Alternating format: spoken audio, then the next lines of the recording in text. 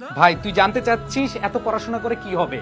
একটু মনোযোগ দিয়ে শুন। তুই যে পড়াশোনা করতেছিস সেটা তোর পড়ার টেবিলে হোক, তোর হোস্টেলের পড়ার টেবিলে হোক, তোর ম্যাথের পড়ার টেবিলে হোক, তুই কি জানিস তোর পেছনে আরো দুইটা চোখ তাকিয়ে আছে? জানিস কি? না জানলে একটু শুনে রাখ।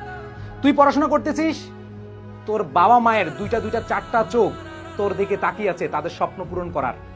তুই পড়াশোনা করতেছিস, তোর এই পড়াশোনার খরচ চালানোর জন্য তারা ব্যস্ত থাকছে, দিনের পর দিন পরিশ্রম করে যাচ্ছে, তাদের কষ্টের কোনো সীমা নাই শুধুমাত্র তোর পড়াশোনার জন্য। তুই পড়াশোনা করতেছিস, তারা অধীর আগ্রহে বসে আছে কবে তোর প্রতিবেশীকে, তার কাছের মানুষগুলোকে বুক ফিলে বলবে যে আমার ছেলে আমার মেয়ে ভালো রেজাল্ট করেছে। তুই পড়াশোনা করছিস, তোর বাবা মা দুই হাত তুলে অজরে কাঁদতেছে আল্লাহর কাছে যেন তুই ভালো রেজাল্ট করতে পারিস। ভাই আর কি চাস?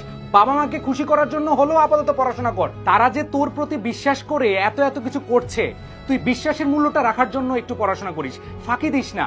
বাবা মা এত কষ্ট করে তোদের খরচ চালাচ্ছে আর তুই মোবাইলে ফ্রেন্ডদের সাথে নির্দ্বিধায় তুই চ্যাটিং প্যাটিং করে সময় নষ্ট করতেছিস, তুই আড্ডা দিতেছিস, এখানে যাচ্ছিস ওইখানে যাচ্ছিস, ঘুরে বেড়াচ্ছিস। ভাই এখন না বুঝলে পরে কিন্তু ঠিকই বুঝবি। সো সময় থাকতে একটু বোঝার চেষ্টা করিস। এই যে এরকম কোনো প্রশ্ন করবি না ভাই পড়াশোনা করে কি হবে, প্লিজ। কি হবে সেটার বিষয় না, এখন থেকে পড়াশোনাটা কর। তাদের জন্য একটু ভাব, এই চারটা চোখ দুইটা মুখ, তাদের মুখে হাসি ফোটানোর জন্য হলো পরিশ্রম করে যাব।